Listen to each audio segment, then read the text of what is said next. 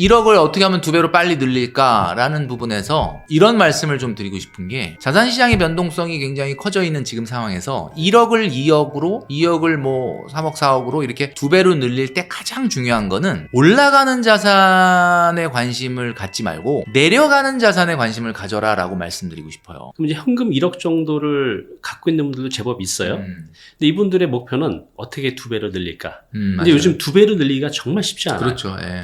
뭐 사실 2024년도 지금 이제 우리가 하반기로 넘어가는 이런 시점인데, 네. 최근에 자산시장에서는 뭐 우리 구독자 여러분도 잘 아시겠지만 주식이 상당히 2022년도에 하락한 이후로 상당히 많이 회복을 했습니다. 네. 그래서 미국 주식 같은 경우는 뭐 당연히 이제 2021년도 최고점 대비해서 뭐 110%를 훨씬 넘어갔고, 네. 근데 이제 반대로 2021년도에 최고점을 국내 주식은 찍었지만은, 국내 주식은 이제 미국 주식과 달리 생각보다는 회복이 더뎌서 네. 뭐 지금 뭐 80% 선도 안 되는 이런 정도의 성적인데, 네. 그럼 많은 분들이 생각할 때 이제 5, 60대 정도 되는 분들은 그동안에 자산시장에서 벌어졌던 뭐 네. IMF도 경험을 하셨고 금융위기도 경험을 그렇죠. 하셨기 때문에 이제 무슨 생각을 하시는 분들이 많냐면, 야 그러면은 자산이라는 거는 올라가기도 하고 떨어지기도 하고, 간단하게 얘기하면 너무 오르면 떨어지는 거고 너무 떨어지면 또 오르는 게 자산시장의 네. 이치인데, 야 그렇다면은 지금 국내 주식 너무 싼 거 아니냐. 왜냐면은 21년도에 최고점 대비해서 미국 주식은 너무 많이 회복이 돼서 역사상 최고점을 돌파를 해버린 거고, 네. 우리나라 주식은 뭔가 좀 약간 그게 좀 더디게 올랐으니까, 그러니까 우리가 흔히 주식시장에서 얘기하는 뭐 저평가라든지 가격이 너무 싸다든지 뭐 이런 것들을 좀 신뢰하면서 어떻게 보면은 저평가된 자산이 고평가된 자산을 좀 따라잡는 키 맞추기를 하는 어떤 그런 장세를 생각하면서 지금은 이제 조금 너무 미국 주식이 올랐으니 한국 주식에 좀 투자하는 게 좋다라고 생각하는 분들이 꽤 있더라고요. 네.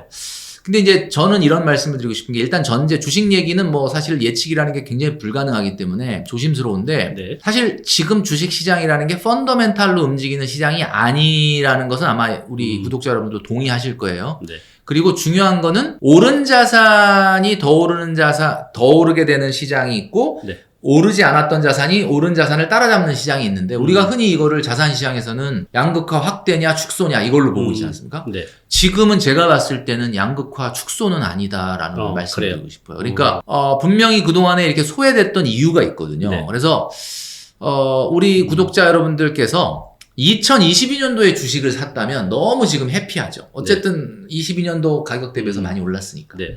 근데 최근에 주식에 대해서 그렇게 관심을 안 갖고 계시다가 한 2-3달 전에 엔비디아가 어떻다, 알테오젠이 어떻다, 그 다음에 누가 친구로 이런 주식으로 돈을 누가 얼마가 벌었다더라 라는 이야기를 들으시고 나서 마음에 아주 굉장히 부러움과 또 약간의 배아픔이 동시에 찾아오면서, 네. 뭔가 지금이라도 내가 안 들어가면은 뭔가 안 될 것 같고, 뭔가 공포와 불안감에 휩싸이셨다면은 조심하셔야 된다는 겁니다. 왜냐하면 22년도에 그렇게 굉장히 비싸지 않은 가격에 샀다는 거는 결국 그 비싸지 않은 가격에 샀다는 것 자체가 투자에 성공을 하신 건데, 최근에는 주가가 엄청 비싸졌단 말이에요. 그러면 지금은 확실하게 여기서 추가적인 대세 상승이 있을 거라는 확신이 있지 않는 한은 들어가면 안 되는데, 그건 그 누구도 확신할 수 있는 게 아니란 말이에요. 그래서 제가 봤을 때는 우리가 이제 자동차를 우리 구독자 여러분들 운전하다 보면은 이게 고속도로에서 그냥 차선이 엄청 밀려 있을 때가 있지 않습니까?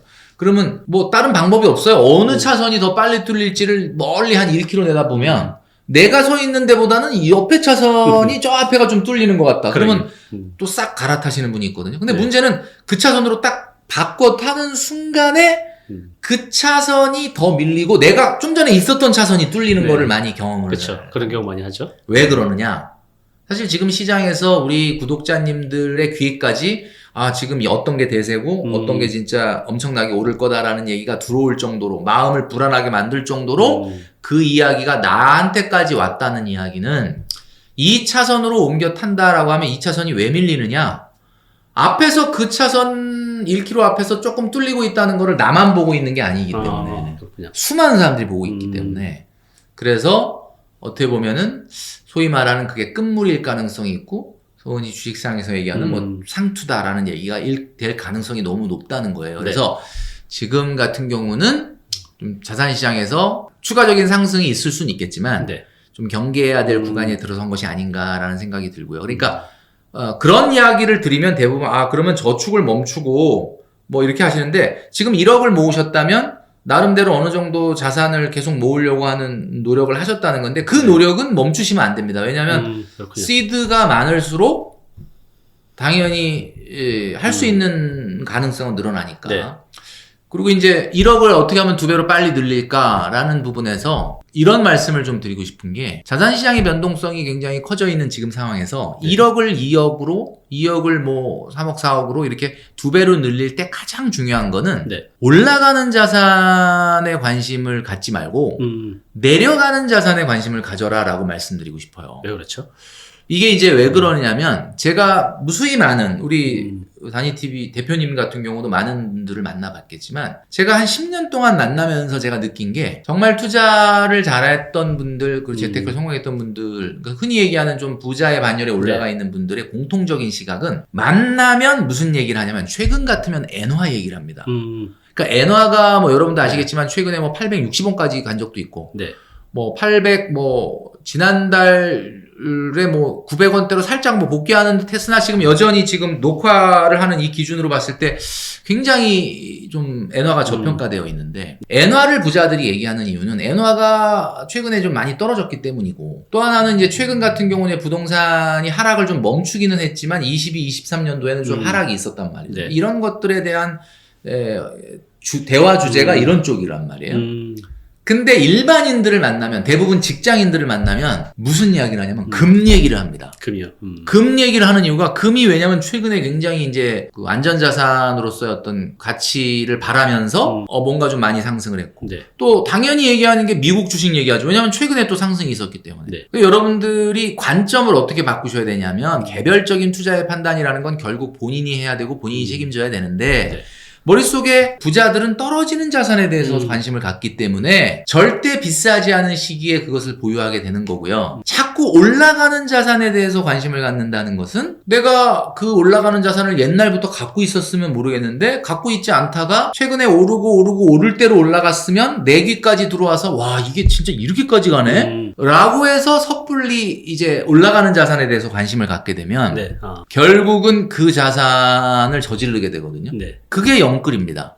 그러니까 우리가 2021년도 말에 엄청난 이제 영끌족이 2030들이 특히 많이 이제 집을 샀는데, 그때 이제 지내놓고 보고 많이 욕을 했어요. 아니, 그렇게 어떻게 6년, 7년을 내리 올라가서 꼭대기로 갔는데, 그렇게 올라간 가격에서 어떻게 대출을 그렇게 왕창 땡겨서 사냐라고 이야기하지만, 그때는 그게 안 보이는 거거든요. 그렇죠. 왜냐면은, 뭐, 불안감과 공포감에 휩싸이기 때문에. 그래서, 그분들도 아마 분명히 올라가는 자산에 관심을 가졌기 때문에 그런 행동을 했을 거라고 봐요. 그래서 우리 다니TV 구독자 여러분들에게 제가 말씀드리고 싶은 거는, 이렇게 자산시장의 변동성이 커지고, 그리고 아마 조만간 뭐 어떤 일이 생길진 모르겠지만 바람의 방향이 큰 틀에서 좀 바뀔 수도 있는 상황이 생길 수 있는데, 이런 때일수록 올라가는 자산보다는, 뭐 내가 올라가는 자산에 뭐 올라타 있거나 그러면 뭐 당연히 그건 너무 좋을 텐데, 그게 아닌 상황에서 너무 올라가는 자산에 관심을 갖기보다는 부자의 관점인 내려가는 자산에 관심을 갖는 것이, 저는 지금 여러분들이 갖고 있는 자산을 생각한 시간보다 조금 2배로 키우는데 가장 중요한 핵심이 아닐까.